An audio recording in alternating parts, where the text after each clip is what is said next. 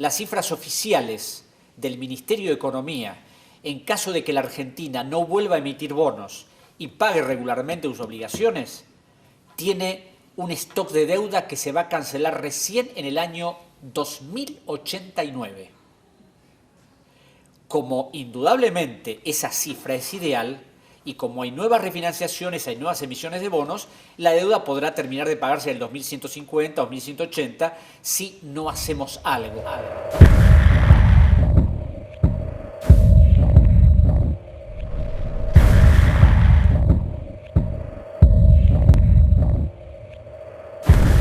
Ecuador buscará no pagar la deuda externa por considerarla ilegítima, corrupta e ilegal. Siempre controlaron que el Ecuador incrementara sus deudas mediante la permanente refinanciación de las obligaciones en las que ellos participaban. Entre 1992 y 1993 se exigió privatizar las entidades estatales, elevar los precios de los combustibles, energía eléctrica y teléfonos. ¿Cómo ocurría entonces que entre 1976 y 1982 la deuda externa pública creciera 18 veces? Los comisionados informan que en muchos casos los préstamos no se usaban para programas de salud, educación o desarrollo. Esto ha sido un mecanismo de los bancos internacionales para saquear los recursos del país.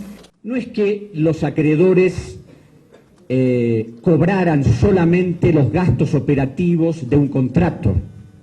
Los acreedores se divertían, Iban al teatro, al cine, a todas partes, y eso lo pagaba el Ecuador. Ahí está el informe, que por favor la prensa lo analice y lo publique con detalles. En el Ecuador, el 20 de noviembre, cuando yo presenté la auditoría, que se transmitió a todo el país, era una indignación, la furia de la gente. Sí sabían que la deuda, pero cuando empezaron a ver cifras, afectaciones, contratos, cosas, no podían creerlo. Que por favor la prensa lo analice y lo publique con detalles y que diga de una vez, está a favor de cubrir las cosas, está a favor con la complicidad y con la falta de transparencia, o está a favor del país. ¿Qué está por hacer, señor ministro? Que el fiscal general de la Nación inicie los procesos penales respectivos y que el Estado ecuatoriano inicie los juicios en el exterior. Más claro, no canta un gallo. En el Ecuador, la auditoría de la deuda ecuatoriana se hizo porque la sociedad civil hacía años que reclamaba esto, y cuando vino Correa, es decir, fue un compromiso que él asumió y por eso se hizo. El Ecuador podrá determinar si paga o no los 30.6 millones de dólares. Gran parte del tramo de la deuda contraída por el Ecuador ha sido de manera irregular. Con motivo de mi trabajo en el Ecuador, tuvimos entrevistas con una enorme cantidad de abogados norteamericanos que desfilaron por Quito para atender posibles acciones judiciales que iba a hacer el gobierno ecuatoriano.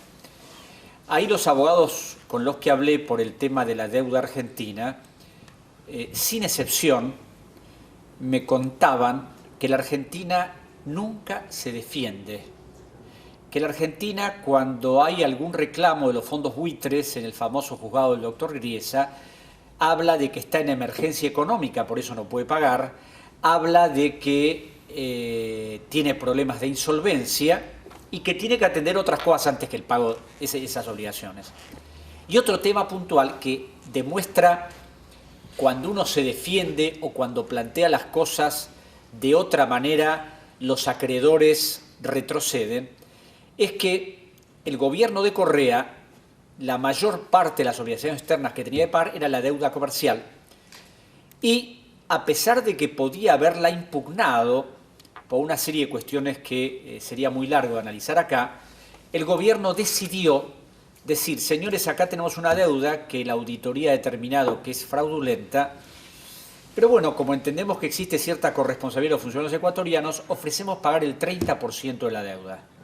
Y si no aceptan ese 30%, no van a cobrar nunca, y hagan los juicios que quieran. Primero aceptaron el 91% de los acreedores, y después la totalidad. ¿Por qué? Porque no querían exponerse al riesgo de que esas pruebas, hechas a través de una auditoría, fueran puestas en evidencia en un tribunal de los Estados Unidos. Si la Argentina hubiera hecho eso, o lo hiciera, las cosas serían fundamentalmente distintas. En esta nueva causa están involucrados la mayor parte del sector empresarial argentino, además de todos los funcionarios de la democracia, sin excepción del 83 a hoy.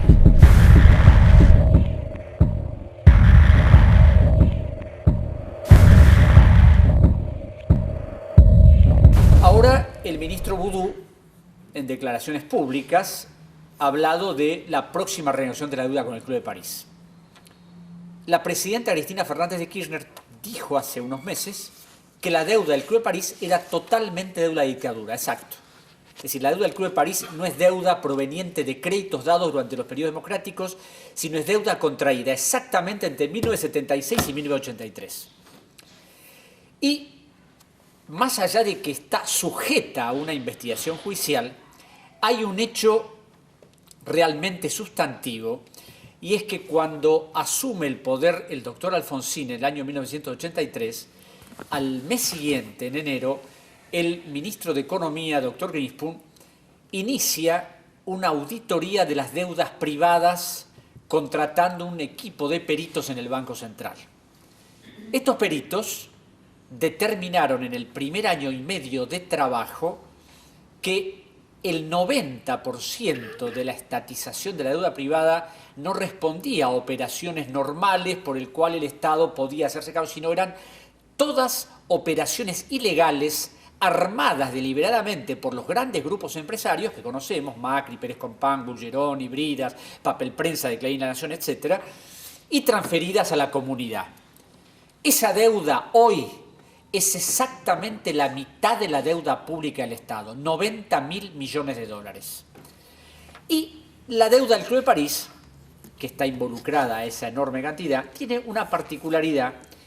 Los auditores, cuando analizan esta deuda, dicen que de los 900 millones de dólares comprometidos por la empresa durante la dictadura, solo habían ingresado a la Argentina 300 millones de dólares, porque los 600 restantes no solo no habían venido nunca, sino que habían sido utilizados en operaciones especulativas en Europa y aún en la Argentina.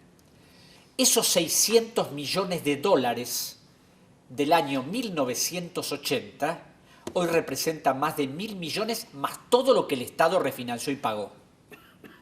Ahora, esto ya no es una cuestión subjetiva donde el juez puede decir y no, tenemos que ver, no, esta es una pericia hecha por peritos oficiales que determinaron claramente la ilicitud de la deuda. Es decir, esto desde el punto de vista del orden jurídico ya no es cuestionable. Y no es posible que un gobierno convalide un claro acto de ilegalidad. ¿Cuál es la manera de impedirlo? Iniciar una acción judicial y pedirle al juzgado que intervenga una medida de no innovar a los efectos de que el Poder Ejecutivo se abstenga de cualquier negociación con el Club de París hasta tanto no haya una resolución judicial que determine qué parte de la deuda es legal y qué parte es ilegal.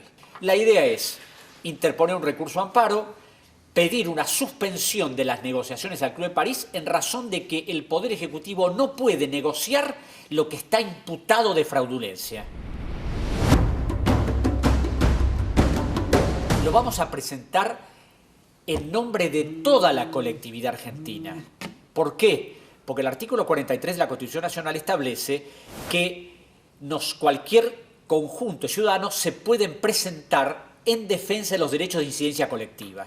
Y creo que es una obligación como argentinos que no podemos seguir convalidando de seguir pagando lo que ya hemos pagado y lo que no debemos.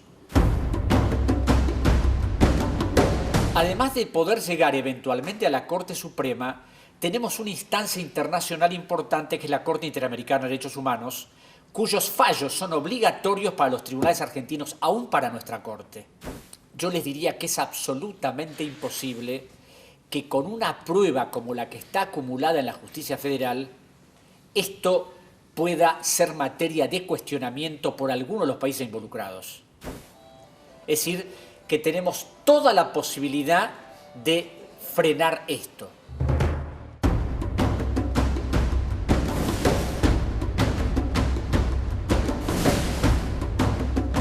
Que esto se amplíe y que en esto participe la mayor cantidad de personas posibles, ¿no? Porque eso nos va a dar más fuerza, además.